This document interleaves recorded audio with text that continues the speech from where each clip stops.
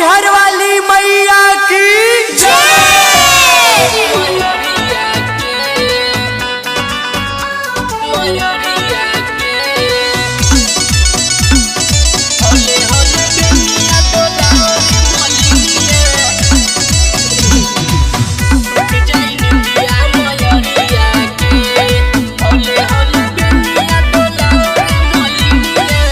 रजनी करे केहू जाके समझा दे कारी रे बदरिया के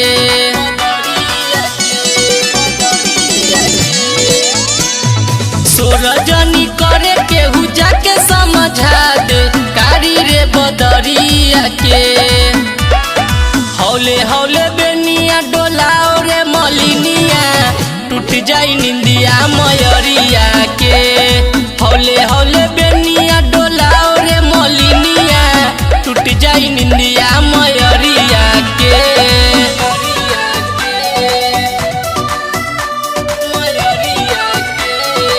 म्यूजिक बाय जित्तू विनायक।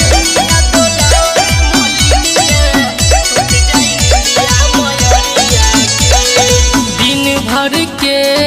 थाकल थाकल बारी निंदिया के मारे मातल बारी भइल बारे कुल तैयारिया जाए खातिर सेवा का दुआरिया पछुआ पवन पूरा बहिया के होले डोले के कह दे बयरिया के हौले हौले बेनिया डोलाओ रे मलिनिया टूट जाई निंदिया मयरिया के हौले हौले बेनिया डोलाओ रे मलिनिया टूट जाई निंदिया मयरिया के हौले हौले बेनिया डोलाओ रे मलिनिया टूट जाई निंदिया मयरिया के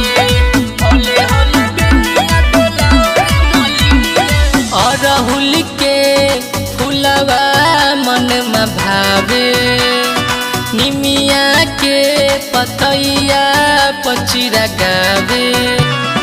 नव दिनी औरी नवरतिया करेला सेवक जगरतिया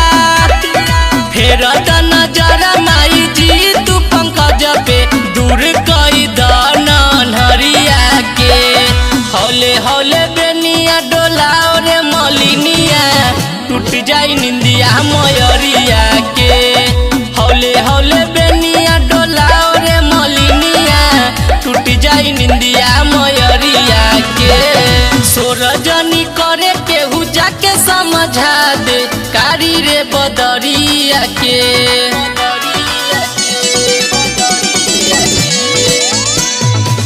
रजनी करे केहू जाके समझा दे कारी रे बदरिया के हौले हौले बेनिया डोलाओ रे मलिनिया टूट जाई निंदिया मयरिया के हौले हौले बेनिया डोलाओ रे मलिनिया टूट जाई निंदिया मयरिया के